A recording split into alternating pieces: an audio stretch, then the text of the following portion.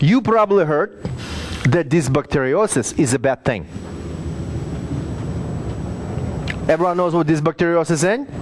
We have approximately up to 6 to 8 pounds of live bacteria in our gut, which is not parasitic one.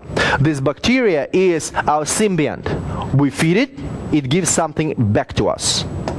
Primarily a lot of good things. Number one, vitamin K. We need it for calcium assimilation and blood clotting. Number two, some vitamin B's, approximately biotin. Without biotin, you will die. You're going to be very sick before that. Also, since it's a constant competition like in nature, if you have a lot of good bacteria, bad bacteria cannot reproduce because there is no food. Parasites cannot reproduce because there is no food. Viruses cannot reproduce, there is no food. Fungus cannot reproduce, there is no food. So good bacteria is essential. And there's a lot of books about it.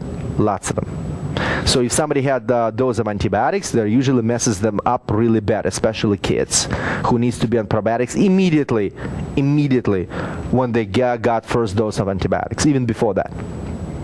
Usual dose, they ask me, Doc, how much to give them probiotics? Usually when you're buying something in like Whole Foods, other places, there's a probiotic says like 1-2 capsules. But remember, those are maintenance dosages. Therapeutically, you need to multiply it by 5. Therapeutically. Or see a professional who can check which probiotic you need specifically for you and which dosages. We can do that for you. Everyone heard about the existence of Candida? Yeast infection. It can be in all bad places. Vaginal infections for women, yes. Intestinal infections for men.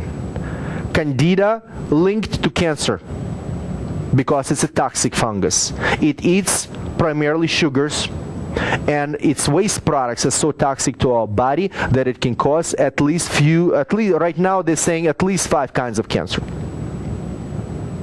And it's not a good thing to have. So if somebody has a suspicion that they have it, you need to do something about it. But tests are very expensive because you need to do stool testing, you need to do blood testing, and sometimes saliva testing. But here's a simple test for you which you can do at home in the morning. So at morning you are your own little hospital. You having a cup of water, glass one, and you're taking a good spit into it. It's your first spit of the day, like a smile. Like spit on your enemies, just like that. And you're gonna see in about 20 minutes that you're gonna have streaks like this going down. If your saliva simply dissolves and nothing going on, you're fine. If you have streaks, vertical streaks going down from your saliva, you have Candida infestation on a pretty severe stage. And you need to do something about it. Candida is not an easy thing to get rid of.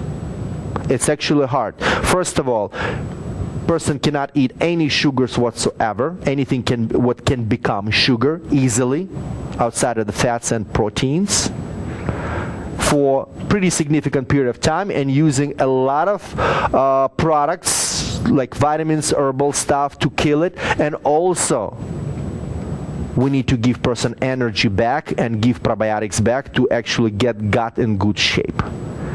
It's very simply how I explain it, but it's very significant piece of work. But if somebody has Candida, it means you're precancerous.